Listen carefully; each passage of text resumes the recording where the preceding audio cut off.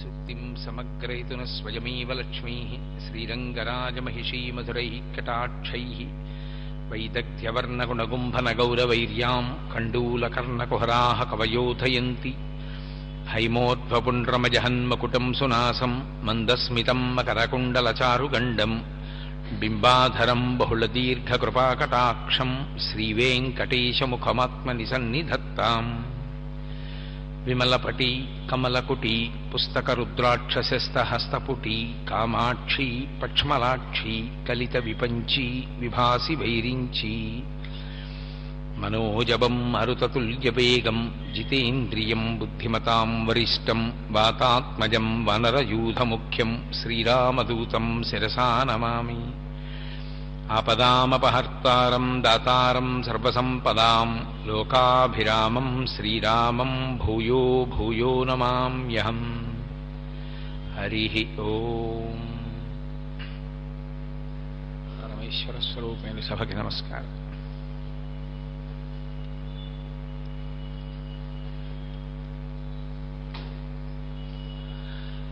రేపటి రోజున స్వర్ణభారతి ఆడిటోరియంలో స్వామివారి యొక్క దివ్య కళ్యాణ మహోత్సవము, తదనంతరము పట్టాభిషేక మహోత్సవము ఏర్పాటు చేసినటువంటి సందర్భాన్ని పురస్కరించుకొని నేను ఈ రోజున మీతో సీతారామ కళ్యాణం గురించి, పట్టాభిషేకం గురించి ముచ్చటిస్తాను అని చెప్పాను.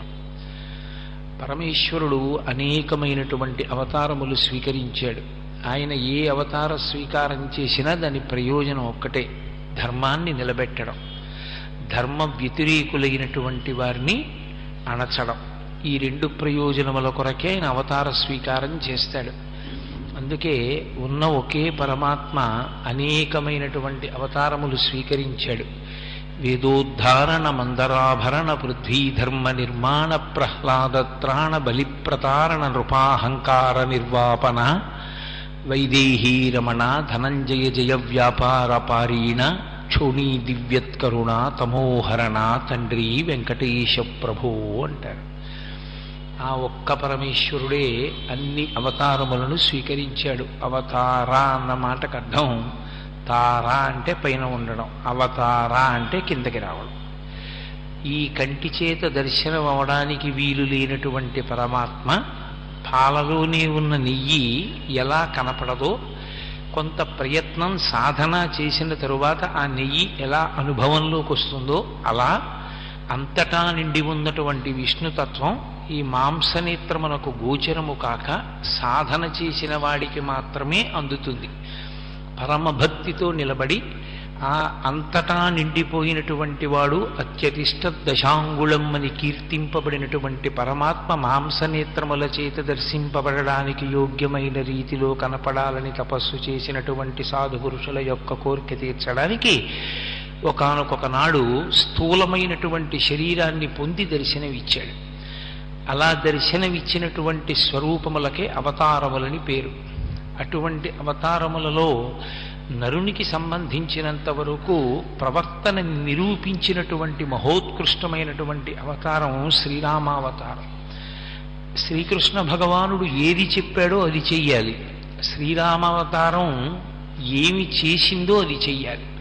శ్రీరామాయణము వేదోపబృంహణము కాబట్టి వేదమునకు వ్యాఖ్యానము లేదా వేదము కిందకి దిగి వస్తే శ్రీరామాయణమైంది.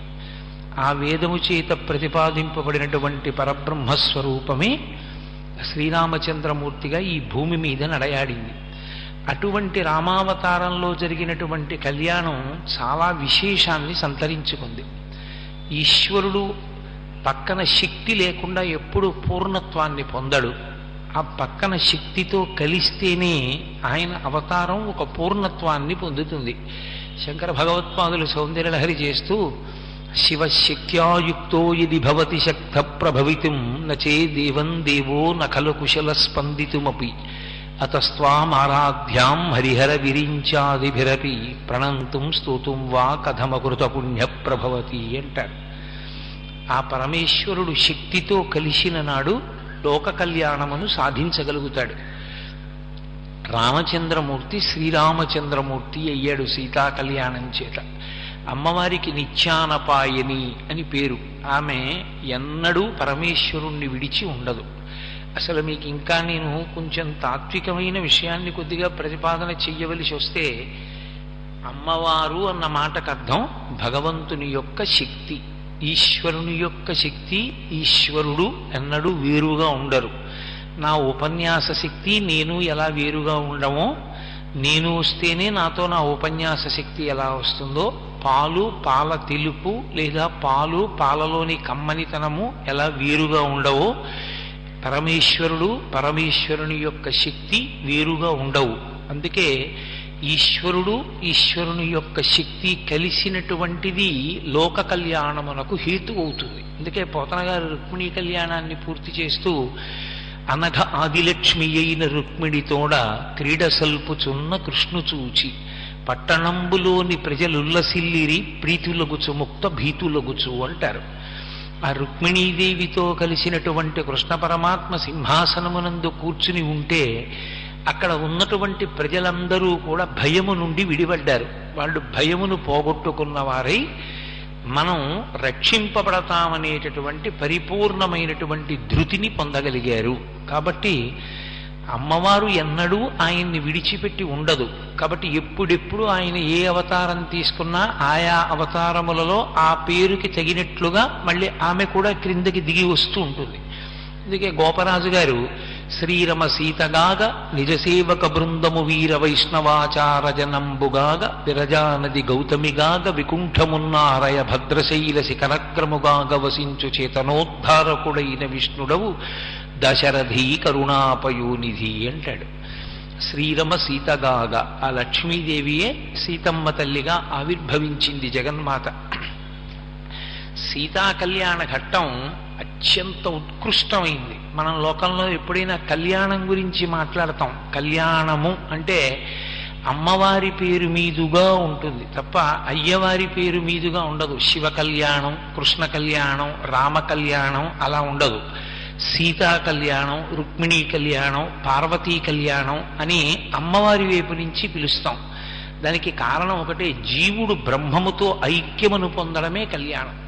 అది నిరంతరము. ఎందరో జీవులు అలా పూర్ణత్వాన్ని పొందాలి. కాబట్టి కళ్యాణం ఒకరోజు మాత్రమే జరిగేది కాదు, ఇన్ని రోజులైనా జరుగుతూ ఉంటుంది నిత్య కళ్యాణం. వివాహం అలా కాదు. వివాహము అంటే అంటే విశిష్టమైన దానిని పొందుట కొరకు ఆశ్రమమును మారుట. ఏది విశిష్టమైనది? పరమేశ్వరుడు. ఆ భగవంతుని యొక్క స్వరూపాన్ని తెలుసుకుని భక్తితో కూడినటువంటి కర్మాచరణము చేత ప్రీతి పొందినటువంటి పరమాత్మ జ్ఞానమిస్తే ఆ జ్ఞానము చేత అద్వైతానుభూతిని పొందుట కొరకు ఆశ్రమమును మారి బ్రహ్మచర్యాశ్రమమును విడిచిపెట్టి గృహస్థాశ్రమములోకి ప్రవేశించేటటువంటి ప్రయత్నమునకు వివాహమని పేరు. కాబట్టి వివాహము పురుషుడు తరించేటటువంటి ప్రయత్నం. కాబట్టి అది ఒక్కసారే ఉంటుంది. ధర్మపత్నిని తీసుకుని యజ్ఞాధికారాన్ని పొందుతాడు. ఒకసారి సంతానం కలిగిన తరువాత ఇంకా ఆ ఆశ్రమం పరిపూర్ణత పొందినట్టే. కానీ భార్యతో కలిసి ఉండడం ఎందుకు అంటే యజ్ఞయాగాది క్రతువులను చేసి ఈశ్వరుని యొక్క అనుగ్రహాన్ని పరిపూర్ణంగా పొందడానికి, ఎడంభుజం మీద ఉత్తరీయం వేసుకునేటటువంటి అధికారాన్ని నిలబెట్టుకోవడానికి ధర్మపత్ని సహితుడై గృహస్థాశ్రమమునందు ఉంటాడు. కళ్యాణము అన్న మాట వేరు. కళ్యాణము జీవబ్రహ్మైక్య సిద్ధి, సీతారామ కళ్యాణము. సీతా కళ్యాణ ఘట్టమునందు ఒక విశేషం. అసలు విశ్వామిత్ర మహర్షి వచ్చింది సీతా కళ్యాణం కోసమే. దానికి కావలసినటువంటి అధ్యవసాయాన్నంతటినీ రామచంద్రమూర్తికి ఒక గురువుగా కట్టబెట్టాడు. నరుడిగా ఉన్నాడు కనుక రాముడు. ఆయనకి కావలసినటువంటి సంస్కారమునంతటినీ ఏర్పాటు చేసి ఇప్పుడు జనక మహారాజు గారి యొక్క మిథిలా నగరంలోకి ప్రవేశించాడు. అక్కడ యజ్ఞం చేస్తున్నాడు జనకుడు. జనకుడు యజ్ఞం చేస్తున్నాడు కాబట్టి అక్కడికి వెళ్ళాడు. వెళ్ళిన తరువాత రామచంద్రమూర్తిని జనకుడు ఒక ప్రశ్న వేశాడు. రామా, ఇక్కడ మనం ఎక్కడుందాం అని అడిగాడు. అడిగితే రాముడు అన్నాడు, గురువుగారు ఇక్కడ నీళ్లు బాగా సమృద్ధిగా లభిస్తాయి, అందుకని ఇక్కడ ఉందాం అన్నాడు. ఒక గురువు ఒక శిష్యుడు పరిణతి అన్న మాటకు అర్థం అది. ఒక గురువు ఎక్కడ ఉండాలి అంటే భోగం ఎక్కడున్నదో అక్కడ కాదు, జల సమృద్ధి ఉండాలి.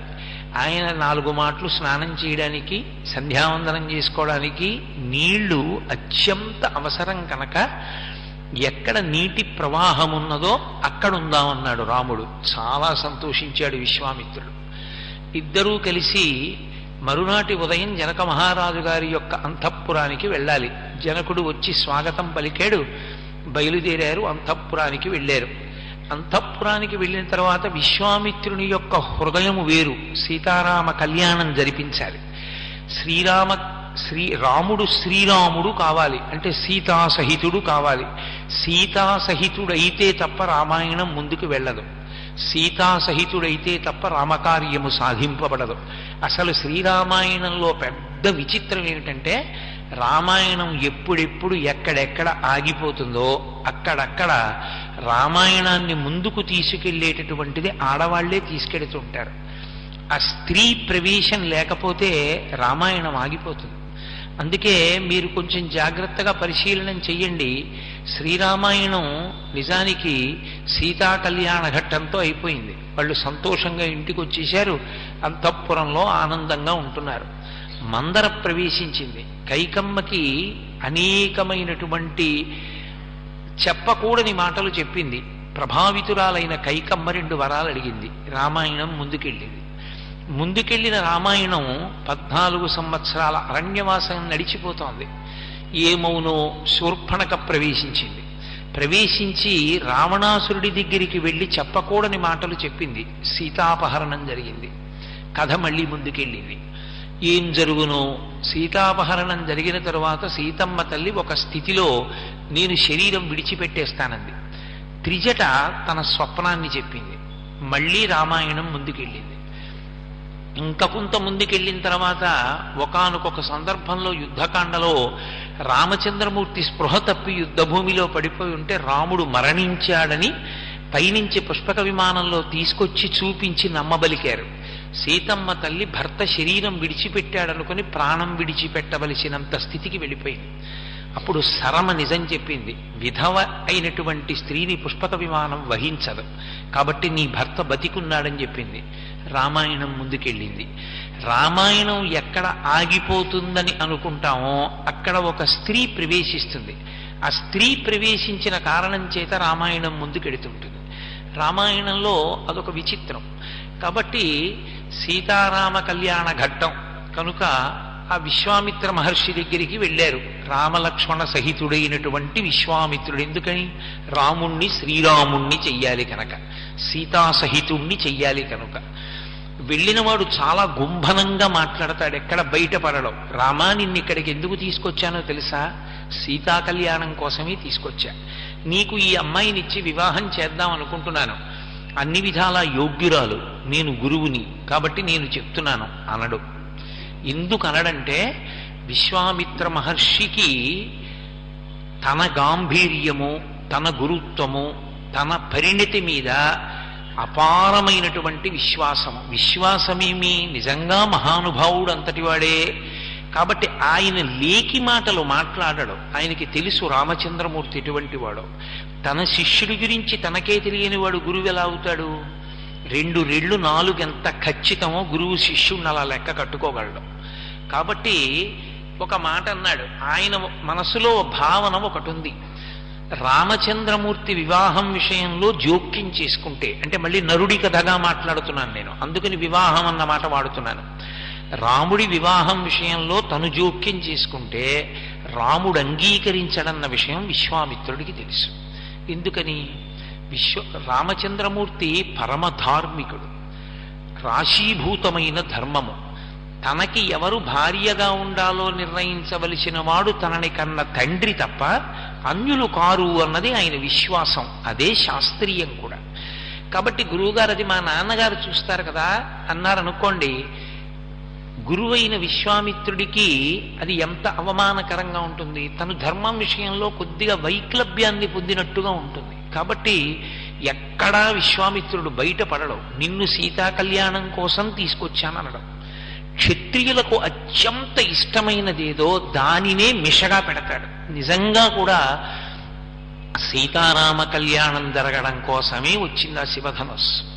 శివుడు ఏదో అమాయకుడై ఏదో ప్రయోజనం లేకుండా అర్థం లేకుండా తన ధనస్సు పట్టుకెళ్ళి మీ ఇంట్లో పెట్టుకోండని కాకతాళీయంగా ఇవ్వలేదు. పరమశివుడంటేనే సమస్తమిరిగినవాడు. ఈశాన సర్వ విద్యానాం ఈశ్వర సర్వభూతానాం బ్రహ్మాధిపతి బ్రహ్మణోధిపతి బ్రహ్మా శివో మే అస్తు సదాశివోం. సదాశివ అన్న బిరుద ఆయనకే ఉంది. సదా విష్ణు సదా బ్రహ్మ లేదు. సదాశివోం. ఆయన ఎప్పుడూ మంగళప్రదుడు, ఎప్పుడూ కళ్యాణకారకుడు. కాబట్టి ఆయనకి తెలుసు జరగబోయే కథ. అందుకే తన ధనస్సుని అక్కడ న్యాసంగా ఉంచాడు. ఇప్పుడు శివధనస్సు ముందక్కడికి వెళ్ళిపోయింది జనక మహారాజు గారింటికి. ఈ ధనస్సుని అడ్డు పెట్టాడు విశ్వామిత్రుడు. ధనస్సు చూడవయా అంటే ఒక క్షత్రియుడు అభ్యంతరం పెట్టకూడదు. ఎందుకని? ఒక వ్రాయసగాడికి ఘంటం ఎంత అవసరమో, ఒక యజ్ఞం చేసేటటువంటి వాడికి సృక్కు స్రవం ఎంత అవసరమో, ఒక యజ్ఞం చేసేటటువంటి వ్యక్తి ఉన్నాడు అనుకోండి, ఆయన ఎప్పుడూ యజ్ఞం చేస్తుంటాడు. ఆయన్ని మీరు సృక్కులు స్రువాలు కొన్ని అక్కడ పెట్టి ఎంత బాగున్నాయో ఎంత బాగా చేశారో అన్నారనుకోండి, ఆయన వచ్చి దాన్ని పట్టుకుని చూడకుండా ఉండలేడు. ఎవరికి ఉండేటటువంటి అభిరుచి వలన తత్సంబంధమైనటువంటి పరికరముల మీద అనురక్తితో ఉంటారు. కాబట్టి క్షత్రియుడైనటువంటి రామచంద్రమూర్తి అంత పెద్ద ధనస్సుని చూపిస్తాను అంటే కాదనడు, తప్పకుండా చూస్తాడు. ధనస్సు మనకెందుకు లేదు అన్నాడంటే అసలు రామచంద్రమూర్తి యొక్క పరాక్రమం సుక్షత్రియత్వం ప్రశ్నింపబడతాయి. ఆ మాట అనడాయన. ఆయన తప్పకుండా చాలా గొప్ప ధనస్సు, అది పరమశివుడు ఎక్కుపెట్టిన ధనస్సు అంటే చూడవలసిందే అంటాడు. అందుకే ధనస్సునే అడ్డు పెట్టాడు విశ్వామిత్రుడు, బయటపడలేదు. ఇద్దరు పిల్లల్ని తీసుకుని వెళ్ళాడు. జనక మహారాజు గారు వచ్చాడు. మహాపూజ్యుడివి నువ్వు వచ్చావు, ఇంతకన్నా సంతోషం ఎక్కడుందన్నాడు. అర్ఘ్యపాద్యాదులు ఇచ్చాడు, పూజించాడు. విశ్వామిత్ర మహర్షిని కూర్చోబెట్టాడు. అకస్మాత్తుగా విశ్వామిత్రుడు అన్నాడు, వీళ్ళిద్దరూ రామలక్ష్మణులు, సుక్షత్రియులు, దశరథ మహారాజు గారి బిడ్డలు. నా యజ్ఞ సంరక్షణం కోసం వచ్చారు. సిద్ధాశ్రమంలో యజ్ఞాన్ని రక్షించారు. నాతో పాటు మిథిలా నగరానికి యజ్ఞం చూడడానికి, శివధనస్సుని చూడడానికి వచ్చారు. క్షత్రియులు కదూ, వాళ్ళకి ధనస్సు చూడడం ఇష్టం. ఏతద్దర్శయ భద్రం తే కృతకామౌ నృపాత్మజౌ. ఒక్కసారి ఆ ధనస్సుని చూపించు. దర్శనాదస్య ధనుషో యథేష్టం ప్రతియాస్యత. ఎంత చక్కగా మాట్లాడాడో చూడండి. అది విశ్వామిత్రుడు అంటే. ఒక్కసారి శివధనస్సుని చూపించవయా జనక మహారాజా. చూపిస్తే వీళ్ళు పిల్లలు క్షత్రియులు కదూ, ఒకసారి ఆ ధనస్సు చూస్తారు. ధనస్సు చూసి వీళ్ళు ఇంటికి వెళ్ళిపోతారు. ఇంకా అంటే తను వెళ్ళిపోతాడు హిమవత్ పర్వతానికి. కాబట్టి ఇంకా పిల్లల్ని ఇంటికి పంపించేస్తాడు. ఇంకా తనని అనుగమించమని అడగడు. ఎందుకని? తన కార్యం పూర్తయిపోయింది. రాముణ్ణి శ్రీరాముణ్ణి చేసేస్తాడు. అలా అంటాడా పైకి? నీకు వివాహం చేస్తానంటాడా? అండవు. ఎంత గాంభీర్యం అనకుండా ఏది ధనస్సు చూపించు, వాళ్ళు ఇంటికి వెళ్ళిపోతారంటాడు. నిజమే, ఇంటికే వెళ్ళిపోతారు. ఎవరితో? భార్యలతో. ఆశ్రమం మారుస్తాడు అక్కడ. అది విశ్వామిత్రుడి యొక్క గొప్పతనం. అందుకని ఏతద్దర్శయ భద్రంతే కృతకామౌ నృపాత్మజం. దాన్ని చూసి ధనస్సుని వాళ్ళు కృతకామౌ, వాళ్ళు కోరిక తీరిన వాళ్ళు అవుతారు. ఎందుకని? నృపాత్మజౌ, రాజకుమారులు కనుక వాళ్ళకి ధనస్సుల యందు ప్రీతి ఉంటుంది కనుక ఒక్కసారి చూపించు అన్నాడు. ధనస్సు చూపించు అంటే మిగిలిన కథ జనకుడు చెప్తాడు. అది విశ్వామిత్రుడికి తెలుసు. కొంతమంది బలహీనత ఉంటుంది. వాళ్ళు ఏదో ప్రశాంతంగా కూర్చున్నారనుకోండి, అసలు రామాయణంలో రాముడండి అని మీరు అన్నారనుకోండి, ఆయన కాకినాడ వెళ్ళే వరకు మాట్లాడతాడు. ఎందుకంటే ఆయనకి అది బలహీనత. ఆయనకి రామాయణం అన్నారనుకోండి, ఆయన మాట్లాడకుండా ఉండలేడు. అలా జనకుణ్ణి శివధనస్సు అన్నారనుకోండి, శివధనస్సు వెనక బోలెడంత కథ చెప్తాడు విశ్వామిత్రుడు. అందుకని ఏది ఆ ధనస్సు చూపించన్నాడు. వెంటనే విశ్వామిత్రుడు లేచి, ఆ జనక మహారాజు గారు లేచి అన్నాడు, అయ్యో తప్పకుండా చూపిస్తాను, కానీ ఆ ధనస్సు వెనక ఒక కథ ఉంది, అది చెప్పాలన్నాడు. అదే కదా విశ్వామిత్రుడు కావాలి. తను బయటపడకూడదు. జనకుడి నోటి వెంట రావాలి ఆ మాటలు. వినడానికి అభ్యంతరం ఏముంటుంది? ధనస్సు చూపిస్తారు, ధనస్సుకో కథ ఉందని చెప్తాడు. వింటున్నాడు రామచంద్రమూర్తి, లక్ష్మణస్వామి వింటున్నారు. జనకుడు మొదలుపెట్టాడు, ఈ శివధనస్సు గురించి చెప్తాను, దీని గురించి చెప్పే ముందు నా కూతురు గురించి చెప్పాలన్నాడు. ఇదే కదూ కావలసిన విషయం. అందుకని ఆయన అన్నాడు, అధమే కృషత క్షేత్రం లంగలా దుద్ధికామయ క్షేత్రం శోధయత లబ్ధ్వా నామ్నా సీతేతి విశ్రుత అన్నాడు. నేను ఒకానొకప్పుడు యజ్ఞం చేద్దామని నాగలి పట్టుకుని భూమిని దున్నుతున్నాను. భూమిని దున్నుతున్న సమయంలో భూమిలో నుండి ఉద్ధిత అన్నాడు, పైకి లేచిందిలా ఒక ఆడపిల్ల. ఆమె ఏదో చిన్న పిల్ల, చంటి పిల్ల, మందసంలో దొరికింది, పద్మావతీదేవి దొరికినట్టుగా పద్మముల మధ్యలో ఒక పెట్టెలో దొరికిందని రామాయణంలో లేదు. ఆమె ఉద్ధిత, పైకి లేచింది భూమిలోంచి, నాగటి చాలు తగిలి పైకి లేచింది. లేచి ఆమె నిలబడింది. జనక మహారాజు గారు ఎత్తుకున్నాడు ఆ పిల్లని. పూర్వం అష్టవర్షేత్ భవేత్ కన్యా కదా, ఆ పిల్లని ఎత్తుకున్నాడు. ఎత్తుకుని నిలబడ్డాడు. ఈ రహస్యం ఎక్కడ చెప్పింది సీతమ్మ? ఇక్కడ చెప్పలేదు బాలకాండలో. సీతా కళ్యాణ ఘట్టంలో దీన్ని చెప్పలేదు మహర్షి. అయోధ్యకాండలో అత్రి అనసూయుల యొక్క ఆశ్రమాన్ని దర్శనం చేసినప్పుడు అనసూయమ్మ నీ కళ్యాణ ఘట్టం గురించి చెప్పుకుంటూ ఉంటారు ప్రజలు, నేను రాలేదు ఆ కళ్యాణానికి, ఏది ఆ కళ్యాణం గురించి చెప్పు అని అడిగినప్పుడు ఈ రహస్యాన్ని చెప్పింది. అవునమ్మా, నేను భూమిలో నుండి పుట్టాను, పుట్టడం కాదు పైకి లేచాను భూమిలో నుండి. పైకి లేచి నిలబడినప్పుడు మా తండ్రి నన్ను ఎత్తుకున్నాడు. ఎత్తుకున్న జనక మహారాజు గారికి అనుమానం వచ్చింది, ఈ పిల్ల భూమి నుండి లేచింది, నేను భూమిని దున్నుతుంటే ఇప్పుడు ఈ పిల్లని నేను ఎత్తుకున్నాను, ఈ పిల్ల నాకేమవుతుంది అని అనుమానం వచ్చింది. దొరికిన పిల్ల కూతురా, ఏమవుతుంది ఈ పిల్ల? ఈమె మనుష్యకాంత కాదు. మనుష్యకాంత అయితే ఒక లక్షణం ఉంటుంది, చాలా ప్రహృష్టమైన మనసు పొందినటువంటి పురుషుని యొక్క తేజస్సు తన భార్య యందు ప్రవేశపెట్టబడితే శుక్రశోణితములు కలిసి పిండమేర్పడి ఆనాటి కాలాన్ని బట్టి 12 నెలల తరువాత స్త్రీ యొక్క యోని నుండి బయటికి వస్తే అప్పుడు నరజన్మ. కానీ ఆమె అలా రాలేదు, స్త్రీ పురుష సంపర్క సంబంధం లేదు, భూమి నుండి పైకి లేచింది. కాబట్టి ఆమె నరకాంత కాదు, తెలిసిపోతుంది. నరకాంత కానిది నరకాంతలా ఉంది, పైకి ఆడపిల్ల మనుష్యకాంతలా ఉంది, కానీ ఆమె మనుష్యకాంత కాదు. ఎందుకని? మనుష్యకాంత అంటే ఎలా పుట్టవలసిన అవసరం ఉందో అలా ఆమె పుట్టలేదు కనుక. ఇది జనకుడి అనుమానం. అయినప్పుడు ఈమె నరకాంత కానప్పుడు నేను నరుణ్ణి, నాకు ఈమె ఏమవుతుంది? ఎత్తుకుని నిలబడ్డాడు. అనుమానంతో పైకి చూశాడు. అంతరిక్షంలోంచి వాక్కు వినపడింది. సీతమ్మే చెప్పింది ఆ విషయం అయోధ్యకాండలో.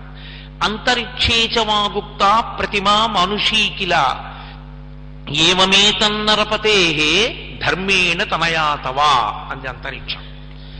ఏమయ్యా, అంతరిక్షేచ వాగుప్త ప్రతిమా మనుషీకిల, ఆ పైనుంచి మాట్లాడుతూ ఆమె మనుష్యకాంత కాకపోవచ్చు, మనుష్యకాంత ఎలా పుట్టాలో అలా పుట్టినది కాదు, కానీ ఆమె మనుష్యకాంతగా ఉందామని వచ్చింది.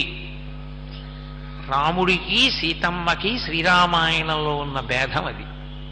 రాముడు ఎప్పుడూ నేను నరుణ్ణే అన్నాడు. సీతమ్మ పుట్టుకతోటే నరకాంత కాదు, నరకాంత అన్న వేషం కప్పుకుంది. అందుకే చాలా చోట్ల బయటపడిపోతుంది, నేను నరకాంతను కాను. ఆమె మాయాస్వరూపిణి. మాయ పరమేశ్వరుని యొక్క అధీనమై ఉంటుంది. ఆ మాయని స్త్రీవాచకంతో సంబోధిస్తారు. అందుకే శంకర భగవత్పాదులు సౌందర్యలహరి చేస్తూ మహామాయా విశ్వం భ్రమయసి పరబ్రహ్మ మహిషి అంటారు. పరబ్రహ్మ మహిషి అంటే పరమేశ్వరుని యొక్క పత్ని. ఆమెయే మాయాస్వరూపిణి అయి బ్రహ్మాండములను తిప్పుతుంటుంది. అందుకే మహర్షి ఆ కావ్యానికి పేరు సీతాయాశ్చరితం మహత్ పౌలస్త్య వధ అని పెట్టారు. నరకాంతగా ఉండాలనుకుంది కాబట్టి పతికి వశురాలయ్యింది ఆవిడ, కానీ ఆమె నరకాంత కాదు. ఆ కారణం చేత అంతరిక్షంలోంచి మాట వినపడిందమ్మా అంది. ఒక్క మాట చెప్తే పట్టుకోగలదు అనసూయమ్మ. ఆవిడ శక్తి అటువంటిది. అందుకని ఒక్క అనసూయమ్మకే చెప్పింది రహస్యం. ఎక్కడా రామాయణంలో ఇక మాట్లాడలా. ఒక్క చోట మాత్రం బయటపడింది. ఏదో 12 వర్షాహం రఘవస్య నివేశనే భుంచ్వాన్ మానుషాన్ భోగాన్ అందోసారి. 12 ఏళ్లు నేను రామచంద్రమూర్తి మందిరంలో మనుష్యులు అనుభవించే భోగాలు అనుభవించానండి. మనుష్యులు అనుభవించే భోగాలు అనుభవించానండం ఏమిటి? నేను ఏమంటే విశాఖపట్నంలో సుబ్బారావు గారి ఇంట్లో మనుష్యులు అనుభవించే భోగాలన్నీ అనుభవించాను అన్నాను అనుకోండి. ఇప్పుడు మనుష్యులు అనుభవించే భోగాలు నువ్వు మనిషిగా ఏమిటి అనరు నన్ను. సీతమ్మ అలా అనడం ఏమిటి? ఆమె మనుష్యకాంత కాదు కనుక. అందుకుని ఆవిడ అలా అందొక చోట సుందరకాండలో. కాబట్టి ఆ తల్లి ఒక నరకాంతగా నటిస్తోంది. నటిస్తూ అంతరిక్షంలోంచి మాట వినపడిందమ్మా, ధర్మేణ తనయాతవా, ధర్మము చేత ఈమె నీకు కుమార్తెయే. నీకు కుమార్తెగా లభించాలన్న కోరికతోటే ఆమె నీకు కూతురుగా వచ్చింది. ఎందుకు వచ్చింది? శివధనస్సు ఉంది అక్కడ. సీతా కళ్యాణం అంతా ధనస్సుతోటే ముడి. అందుకని అక్కడికి వచ్చింది ఆవిడ. అందుకని ధర్మేణ తనయాతవా, నీకు కూతురే అంది. అయితే నాకు కూతురే అన్నాడు. పేరు ఆయన పెట్టలేదు, ఆమె పెట్టుకుంది. పైకి వస్తున్నప్పుడే భూమిలోంచి సీత అని పేరు పెట్టుకుని వచ్చింది. అందుకని సీత అన్న నామకరణము జనక మహారాజు గారు చేశారని రామాయణంలో లేదు. నామ్నా సీతేతి విశ్రుత అన్నాడు ఆయన. బయటికి వచ్చిన పిల్ల సీత అని పేరు పెట్టుకుని పిలవబడింది. జనకుణ్ణి అనుగ్రహించింది కనుక జానకి. అమ్మవారి తత్వంలో ఒక పెద్ద విశేషం ఉంటుంది. భక్తితో కొలిచిన వారికి ఎంతమందికైనా ఆమె కుమార్తెగా వస్తుంది. ఒకనాడు కాత్యాయన మహర్షి కోరుకున్నాడు, కాత్యాయని అన్న పేరుతో వచ్చింది. ఒకప్పుడు భృగు మహర్షి కోరుకున్నాడు, భార్గవి అన్న పేరుతో వచ్చింది. ఒకనాడు హిమవంతుడు కోరుకున్నాడు, హైమవతి అన్న పేరుతో వచ్చింది. ఒకనాడు దక్షుడు కోరుకున్నాడు, దాక్షాయణి అన్న పేరుతో వచ్చింది. ఒకనాడు జనకుని భక్తికి మెచ్చింది, జానకి అన్న పేరుతో వచ్చింది. ఒకరోజు ఆకాశరాజును అనుగ్రహించింది, పద్మావతి అన్న పేరుతో వచ్చింది. ఎన్ని పేర్లతోనైనా వస్తుంది. ఆమె భార్య మాత్రం పరమేశ్వరుడికి ఒక్కడికి. అసలు ఆ స్థానాన్ని ఎవరైనా మనసులో ఊహ చేసిన పురుషుడిగా, శంకరుడు సౌందర్యలహరిలో అంటారు, శివే శృంగారార్ధ్రా తదితర జనే కుత్సనపరా. ఆమె కళ్ళెర్రబడి చూస్తుంది. ఏమిరా నువ్వు పురుషుడివా అని. అమ్మా నేను నీ కొడుకునమ్మా అని నిలబడాలి. అందుకే ఆమె ఒక్క పరమేశ్వరునికి ఇల్లాలు. ఆమె శివకామ సుందరి, మనకి అఖిలాండేశ్వరి, అందరికీ తల్లి. ఆమె సమస్త జగత్తుకు జనని. అక్కడొచ్చింది రావణుడి యొక్క దోషం, అందుకొచ్చింది ఆవిడ. ఆ పాపం మూట కట్టించి చంపడానికి వచ్చింది. అందుకే మహర్షి సీతాయాశ్చరితం మహత్ అన్నారు. కాబట్టి నేను బాలకాండలో ఇది లేదు, అయోధ్యకాండలోంచి కలుపుకొచ్చాను. కాబట్టి ఒకనాడు అంతరిక్షం ధర్మము చేత ఆమె నీ కుమార్తెయే అన్న కారణం చేత నేను ఆమెని నా ఇంటికి తీసుకొచ్చాను. ఆ పిల్ల పెరిగి పెద్దదవుతోంది. నేను ఆమెని వీర్యశుల్కగా ప్రకటించాను అన్నాడు. ఎందుకు అలా ప్రకటించడం? వీర్యశుల్క అంటే పరాక్రమవంతునికి ఇస్తానండం. పరాక్రమం ఉన్నవాడని గుర్తేమిటి? ఎవరు శివధనస్సు ఎక్కువ పెడితే వాళ్ళకి ఇస్తానన్నాడు. ఎందుకు ఆ మాట అండం జనకుడు? యోగ్యుడైన వాడెవరో నిర్ణయించి కన్యాదానం చేయలేడా? జనకుడు అమాయకుడా? కాదు.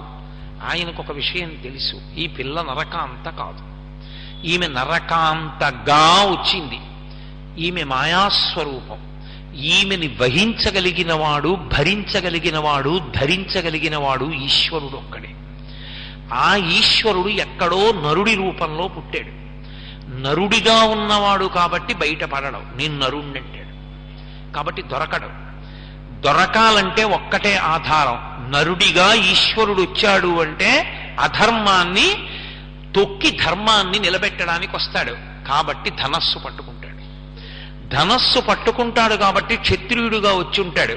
శివధనస్సు ఎక్కువ పెట్టిన వాడికి ఇస్తానంటాను. శివధనస్సు ఒక్క ఎవడు పరమేశ్వరుడు అవతారముగా వచ్చాడో వాడే ఎత్తగలడు, మిగిలిన వాళ్ళు ఎత్తలేరు. ఇది జనకుడి లెక్క.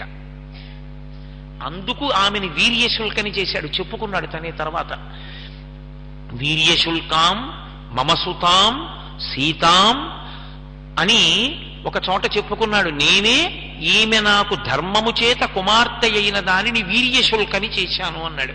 వీర్యశుల్క అంటే పరాక్రమము చేత మాత్రమే పొందబడుతుంది అని ప్రకటించాడు. ప్రకటించి ఈ శివధనస్సు గురించే చెప్పానయ్యా విశ్వామిత్ర. ఈ శివధనస్సు మా ఇంట న్యాసముగా ఉన్నది. న్యాసం అంటే నిక్షేపింపబడి ఉన్నది. ఎవరి చేత? శివుని చేత. మా వంశంలో ఒకరికి ఇచ్చాడు ఆయన, ఇచ్చి పెట్టుకోమన్నాడు ఇంట్లో. ఎందుకు? ఆయన సర్వమెరిగినవాడు కనుక. ఆయనకి తెలుసు ఎదర ఇంత జటిలమైన ఘట్టం వస్తుంది, అప్పుడు ఈ శివధనుస్సే జవాబు చెప్పాలి. అందుకని ధనస్సు ఇక్కడుంది. కాబట్టి ఓ విశ్వామిత్ర మహర్షి, ఆయన అలా అనడు. విశ్వామిత్ర మహర్షి అనడు, హే బ్రహ్మన్, హే భగవన్ అంటూ ఉంటాడు. గురువు గారిని పిలిచేటప్పుడు అది అంత గౌరవం. హే బ్రహ్మన్ అంటాడు. బ్రహ్మమిరిగినవాడా, బ్రహ్మవిత్ బ్రహ్మైవ భవతి, బ్రహ్మమిరిగి బ్రహ్మమైనవాడా, హే భగవన్, నీకు భగవంతుడికి అభేదం, గురువు పరబ్రహ్మస్వరూపం, అందుకని హే భగవన్ అని పిలుస్తూ ఉంటాడు. కాబట్టి ఆయన అన్నాడు, ఈ కథ శివధనస్సుతో ముడిపడింది కాబట్టి ఇప్పుడు శివధనస్సు చూపించు అని అడుగుతున్నావు. ఈ పిల్లలకి చూపిస్తాను. చూపించే ముందు నేను ఈ మాట చెప్పాలిగా, అందుకుని చెప్తున్నాను. అయితే ఇంకా కొంత కథ ఉంది బ్రహ్మన్, అది కూడా మీరు వినాలి. నేను ఆమెని వీర్యశుల్కాన్ని ప్రకటించిన తరువాత ఆమె అందచందములను గురించి రాజులందరూ తెలుసుకున్నారు. మొదట రాజులందరూ ఒక్కొక్కడొక్కొక్కడు వచ్చాడు సీతమ్మని చేపట్టాలన్న కోరికతో. సాధ్యం కాదని జనకుడికి తెలుసు. తెలిసిన ఎవరు పట్టుకోగలడో చూడాలి కదూ, అందుకని రాజులందరినీ అనుమతించాడు. ఒక్కొక్కడొచ్చాడు, శివధనస్సుని చూశాడు, ఎత్తలేకపోయాడు, వెళ్ళిపోయాడు. ఈ వెళ్ళిపోయిన వాళ్ళు కొన్ని వేల మంది అయిపోయారు. వెళ్ళిపోయి వాళ్ళందరూ అవమానపడి ఓ సంఘం పెట్టుకున్నారు. ఒరే, మనని అవమానించడానికి వీర్యశుల్క అన్నాడరా, ఆ శివధనస్సు ఎక్కువ పెట్టేవాడెవడో. కొన్ని వేల మంది రాజులం వెళ్ళాం, ఒక్కడు ఎక్కువ పెట్టలేదు. వాళ్ళ ఇంట్లో అమ్మాయికి పెళ్ళవలేదు. సీతమ్మ పెళ్లి ఎందుకు అవ్వలేదంటే విల్లు ఎక్కువ పెట్టే రాజేయడంటాడు. అంటే అవమానమేనా కాదా? ఇప్పుడు ఆ అమ్మాయికి పెళ్ళవలేదు, మన బతుకు బయటడింది, మనమేమో ఎందుకో పనికి మారిన వాళ్ళం అని చెప్పి లోకంలో తెలుస్తోంది. వాళ్ళకి కోపం వచ్చి ఎలా అయినా జనక మహారాజు గారిని నిగ్రహించి ఆ పిల్లని ఎవరు చేపట్టాలి తర్వాత నిర్ణయిద్దాం, ముందు జనకుణ్ణి యుద్ధంలో ఓడించి బందీకృతుణ్ణి చేయడమో సంహరించడమో చెయ్యాలి, కాబట్టి రెండు అన్నారు. అలా ఉంటుంది విచిత్రం లోకంలో.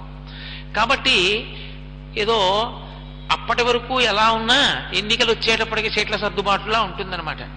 కాబట్టి వాళ్ళందరూ కలిసి ఒక సంఘం పెట్టుకున్నారు. అందరూ కలిసి జనక మహారాజు గారి మీదకి యుద్ధానికి వచ్చారు. అందరూ కలిసి జనక మహారాజు గారి మీదకి యుద్ధానికి వస్తే జనకుడు అంతఃపురంలో కూర్చుని యుద్ధం చేస్తున్నాడు. కొంతకాలానికి శరీరము ఏ సంభారములు ఉండడం చేత నిలబడుతుందో ఆ సంభారములు అయిపోయాయి అంతఃపురంలో. అంటే తిండి గింజల దగ్గర నుండి పూర్తయిపోయి.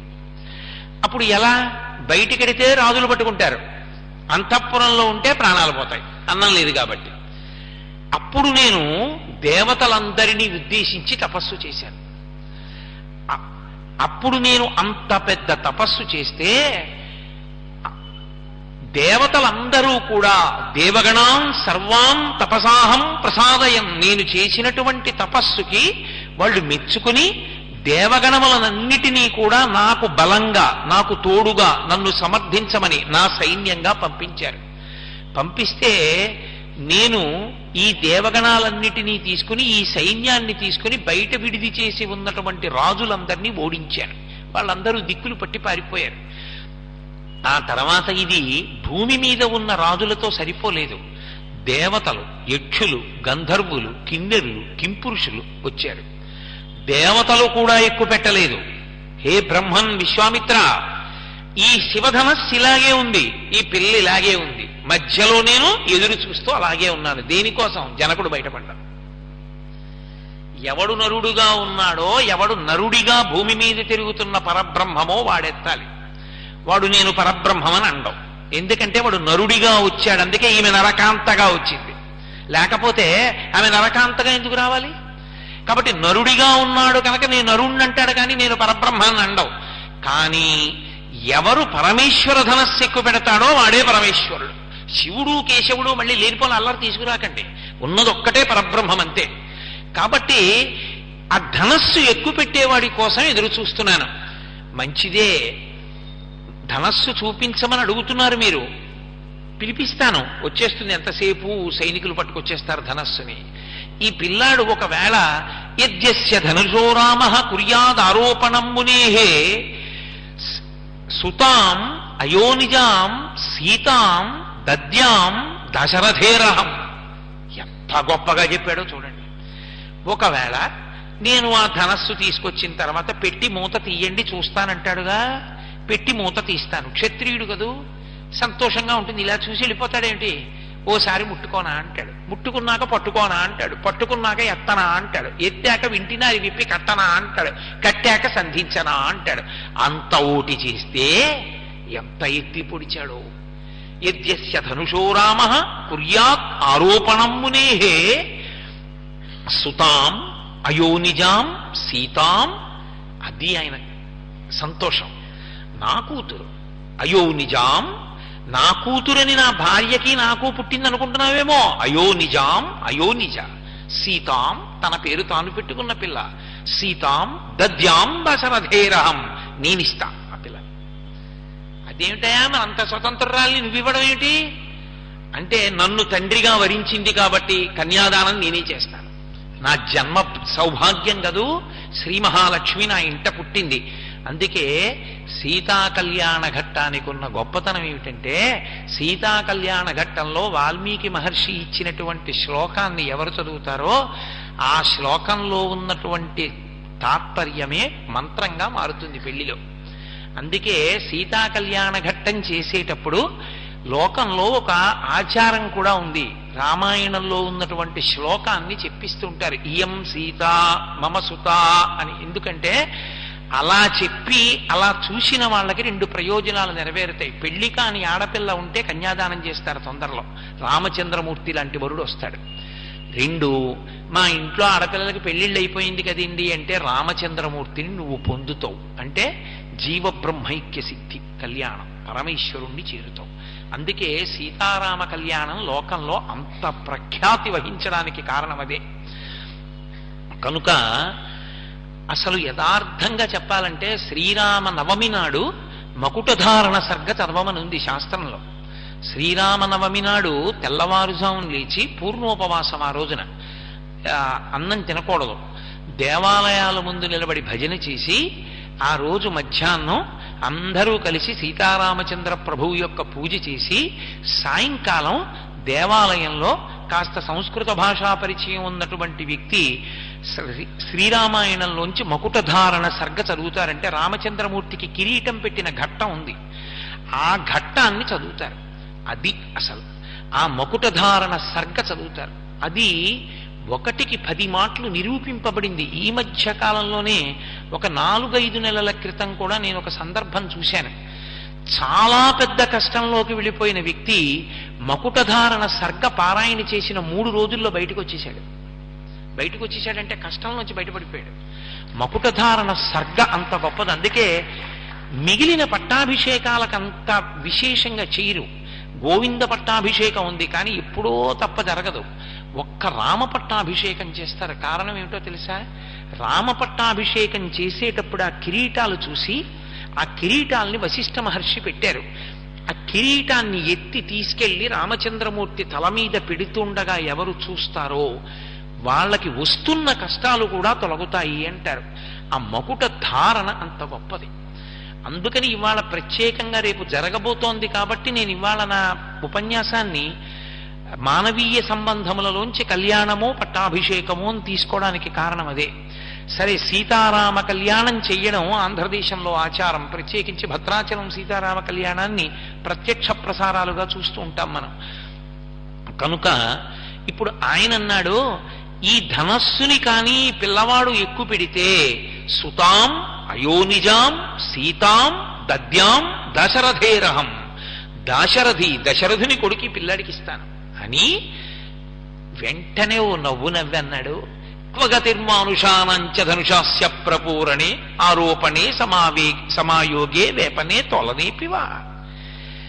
ఆ మనుష్యుడు దశరథ కుమారుడు ఈ పిల్లవాడా ఎక్కుపెట్టేది? దేవతల యక్షులు గంధర్వులు కిన్నెరుడు కింపురుషులు ఎక్కుపెట్టలేకపోయారు. కడుపులో ఆలోచన వేరు, నరుడు ఎక్కుపెట్టాలి. కానీ ఒక పక్క ఎంత చిన్నతనం చేశాడో చూడండి. దేవతలే చేయలేదు, నరుడేం చేస్తాడు? పగతిర్మానుషానంచ ధనుషాస్య ప్రపూరణే, ఒక మనుష్యుడేమి ఎక్కువ పెడతాడయా? ఆరోపణే సమాయోగే వేపనే తొలనేపివా. అదేం ఆ శివధనస్సును ఎక్కుపెట్టడం అంటే ఏం మాటలేమిటి? దాన్ని పట్టుకుని ఎత్తి నించోపెట్టాలి. నించోపెట్టి దాన్ని అలాగే పట్టుకుని వంగాలి. వంగి కింద కట్టినటువంటి తాడు విప్పాలి.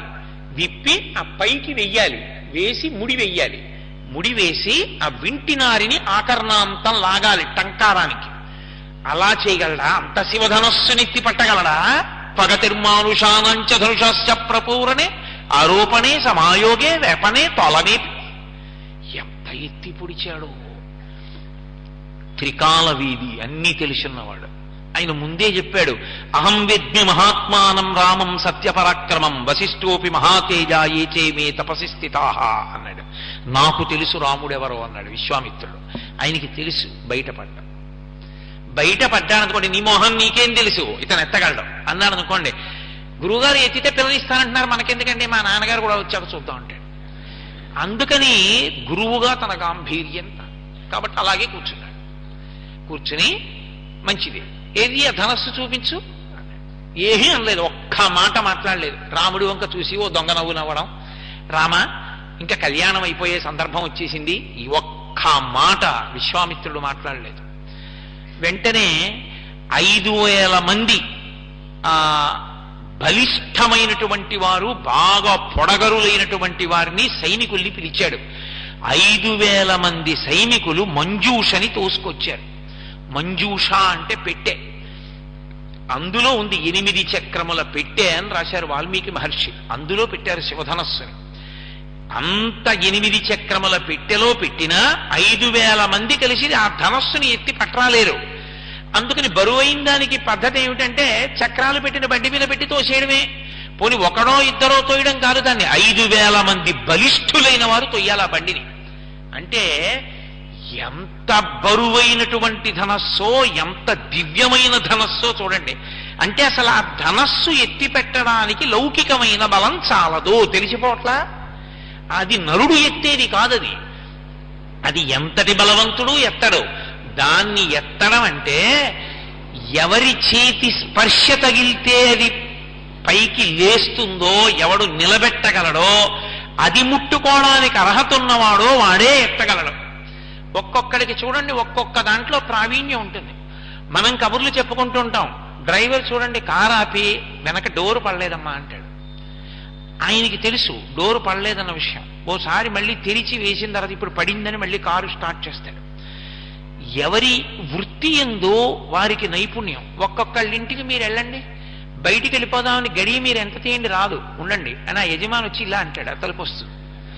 ఆ ఉడుపు ఆయన ఉడుపు అయింది, ఆయన ఇలా అంటే ఆ తలుపు వస్తుంది. మనం ఎంత తిప్పినా తలుపు రాదు.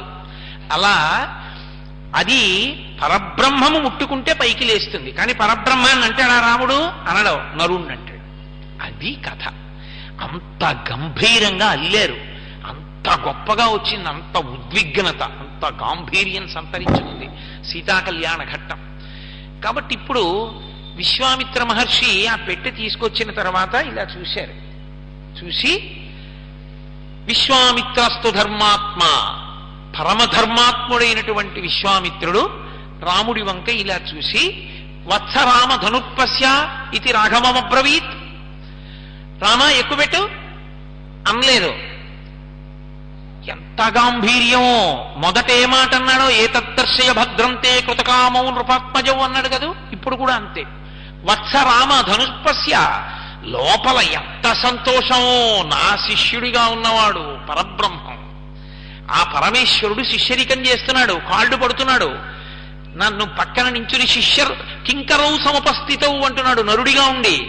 నా ఆజ్ఞ మేరకి కదులుతాడు ఇప్పుడు అని. వత్స, ఎంత ప్రేమో తన శిష్యుడి మీద గురువుకి.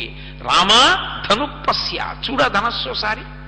ఇది రాఘవమబ్రవీత్, అంతే అన్నాడు. అంతే. ఎక్కుపెట్టు, దాన్ని వింటినారి కట్టు, ఏదో లాగు, ఏమీ అనలేదు. అడిగిందెవరిని? రాముణ్ణి అడిగాడు. రాముడు వెళ్ళి ఆ పెట్టె మూత తీశాడు. ఆయనెంత చమత్కారం! ఆయన ఎక్కడ బయటపడ్డాడు. పెట్టి మూత తీసి ఆయన ఇలా చూశాడు.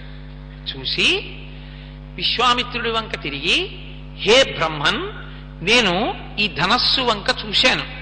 ఒక్కసారి ఈ ధనస్సుని ముట్టుకోవాలని అనుకుంటున్నాను, మీరు అనుమతిస్తారా, ముట్టుకోనా అని అడిగాడు. అడిగితే ఆయన ఏమీ అనలేదు. ఎక్కుపెట్టు అని నోటితో ఏమీ అనలేదు. బాఢం అన్నాడు. బాఢం ఇత్యేవ రాజన్ ముని, ఇద్దరూ కూడా ఒకేసారి బాఢం అంటే అనుమతించాను అన్నాడంతే. అంటే గురువు గారి యొక్క అంగీకారం ఉంటే తప్ప ఆయన ముట్టుకోడు. గురువు గారి అనుమతి అంటే విశ్వామిత్రుడి నోటి వెంట ఎక్కుపెట్టు అన్నాడు అనుకోండి బ్రహ్మర్షి, ఆయన నోటి మాట ఉత్తిరైపోతుందా? అయిపోతుందంతే. ఆ ధనస్సు లేవలసిందే. బ్రహ్మర్షి నోటి వాక్కు, ఆయన మాటే అస్త్రం. అంతటి తపోధనుడు. గురువుగారు ధనస్సు ఎక్కువ పెడదాం అనుకుంటున్నారంటే ఏరా పిల్ల మీద కాంక్ష పుట్టిందా, మీ నాన్నని అడగక్కర్లేదా అనొచ్చు విశ్వామిత్రుడు. క్షత్రియుడు ఎంత మాట్లాడాలో అంతే మాట్లాడాడు. కాబట్టి ఆయన అన్నాడు, హే బ్రహ్మన్, గురువుగారు ఒక్కసారి ఈ ధనస్సు ముట్టుకుందాం అనుకుంటున్నాను, ఆ తర్వాత అవకాశం ఉంటే దాన్ని ఎక్కువ పెడతాను. వెంటనే ఆయన అన్నాడు బాఢం, అలాగే అనుమతిస్తున్నాను. అటు జనక మహారాజు అన్నాడు, ఇటు విశ్వామిత్రుడు అన్నాడు. అన్నాడంతే. ఆయనకి జనక మహారాజు ఉద్దేశం ఏంటంటే ఏదో ఇలా అంటాడు, ఎంతమందిని చూడలేదు, అలవాటు పడిపోయింది, ఓసారి ఇలానే అమ్మో అని వచ్చేస్తాడు. అంతేగా పెట్టి మోతట్టేస్తారు, వెనక్కి వెళ్ళిపోతాడు అనుకుంటున్నాడు. అందరూ 5,000 మంది ఓ పక్కకి వెళ్ళి అలా నించున్నారు. ఇంకా సభాసదులందరూ చూస్తున్నారు. ఆరోపయిత్వా ధర్మాత్మా పూరయామాస దద్ధను తత్తభంజ ధనుర్మధ్యే మహాయశాహ. ఆయన అకస్మాత్తుగా ధనస్సుని తీసి నిలబెట్టాడు. అలా నోళ్లు తెరిచి ఉండిపోయారు అందరూ. చాలా తేలికగా ధనస్సుని నిలబెట్టడం, తాడు విప్పడం, కట్టేయడం, వంచేయడం, వింటినారి